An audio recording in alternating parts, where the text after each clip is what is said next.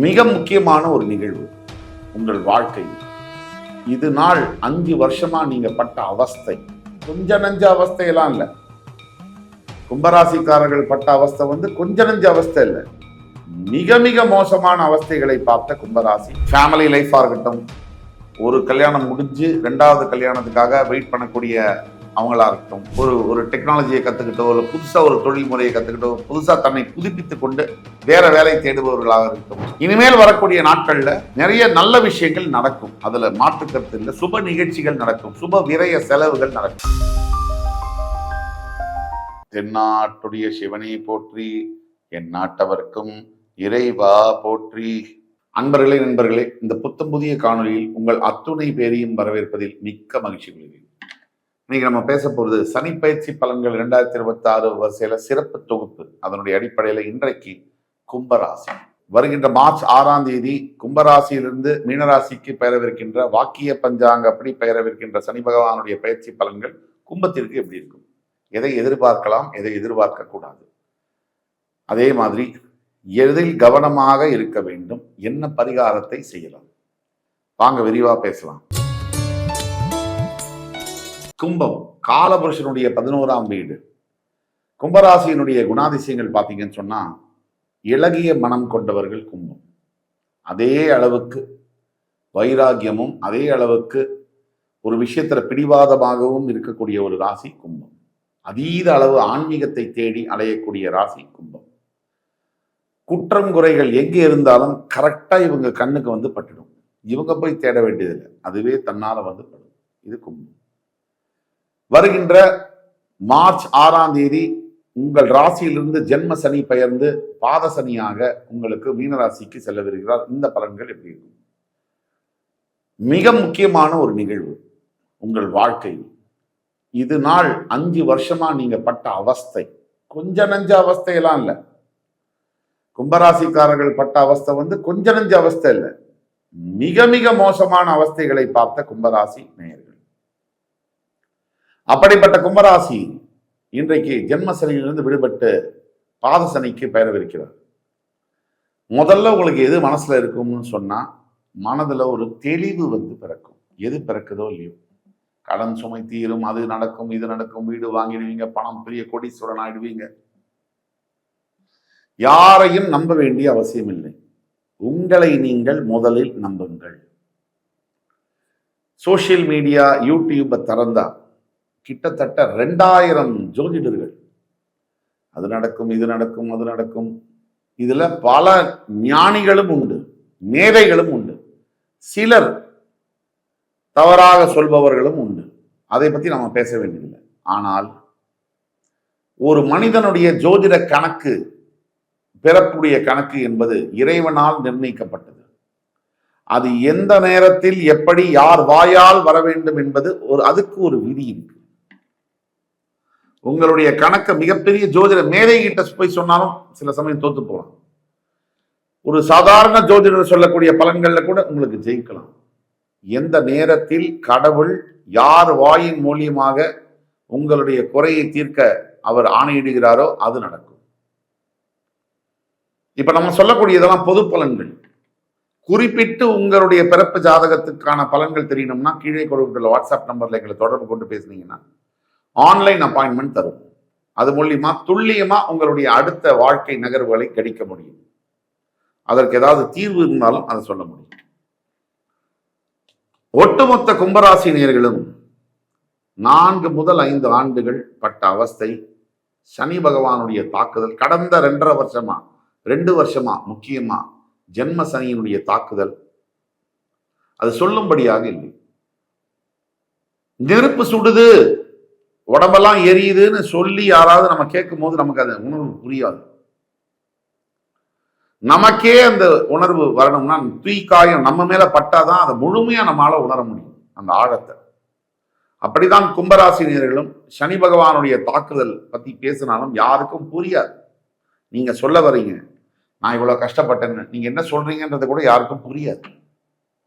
உங்களுக்கு தான் தெரியும் அந்த அவஸ்தை என்னன்னு. அந்த அவஸ்தையிலிருந்து நீங்க மீள போறீங்க அப்படிங்கிறது தான் உண்மை. இந்த மார்ச் 6க்கு பிறகு உங்களுக்கு ஜென்ம சனியினுடைய தாக்குதல் இருக்காது.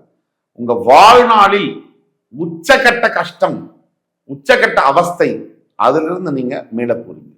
இனி எப்பவும் இப்ப நீங்க பட்ட கஷ்டம் மாதிரி இனி வருங்காலத்துல கடைசி நாட்கள் வரைக்கும் இனி அந்த கஷ்டம் இல்லை அப்படிங்கிறது தான் உண்மை. இதுல முதல் ஏழரை சனி, இரண்டாவது ஏழரை சனி, மூணாவது ஏழரை சனி, இதில் நடுவுல இருக்கிற ஏழரை சனிக்கு தான் நான் சொல்ற பலன்கள் முழுமையாக பொருந்தும். கடைசியாக இருக்கக்கூடிய ஏழரை சனி பெரும்பாலும் மரணத்தை சம்பவிக்கிறது அப்படிங்கிறது தான் உண்மை.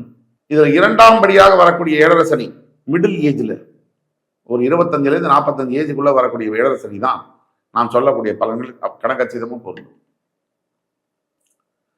அப்போ ஜென்மசனியிலிருந்து விடுபடக்கூடியது முதல்ல மனசுல பாரம் விலகும், தெளிவு பிறக்கும். எதை எதிர்பார்க்கலாம்னா நல்ல ஒரு ஃப்ரீ மைண்டு. பிரச்சனைகள் 1000 இருந்தாலும் இதுதான் பிரச்சனைன்னு புரிஞ்சுக்கக்கூடிய தெளிவு ஃபர்ஸ்ட் வரும். அது வந்தாச்சுனாலே பாதி பிரச்சனை போயாச்சுன்னு அர்த்தம்.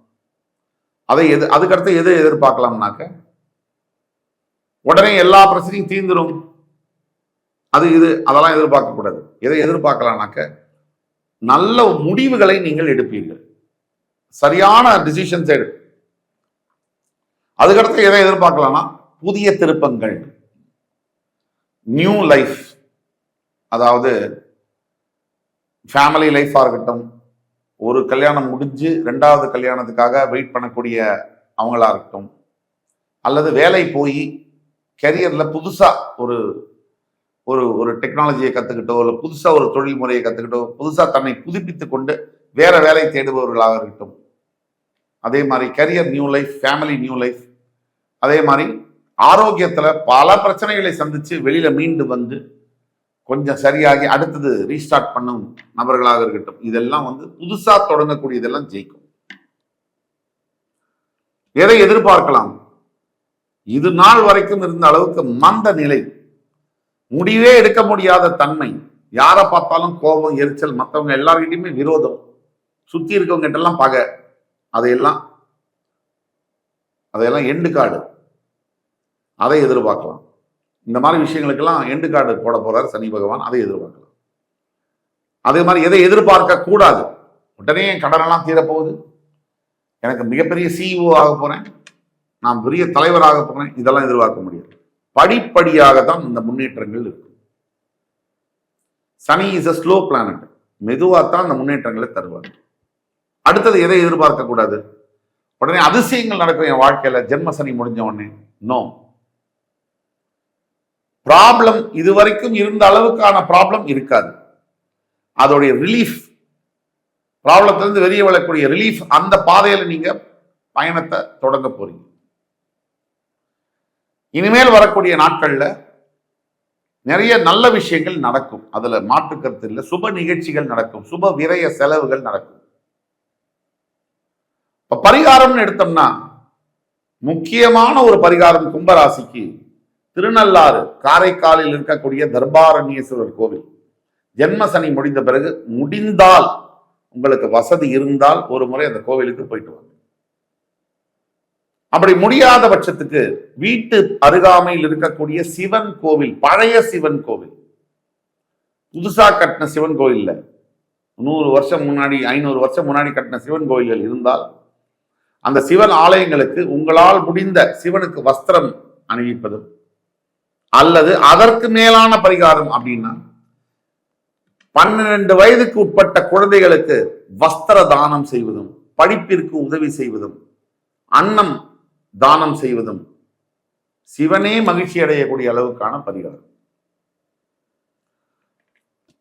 இப்பதான் உங்க வாழ்க்கை புதுசா தொடங்க போகுது. இது வரைக்கும் என்ன நடந்தாலும் அது நடந்து முடிஞ்சிருச்சு.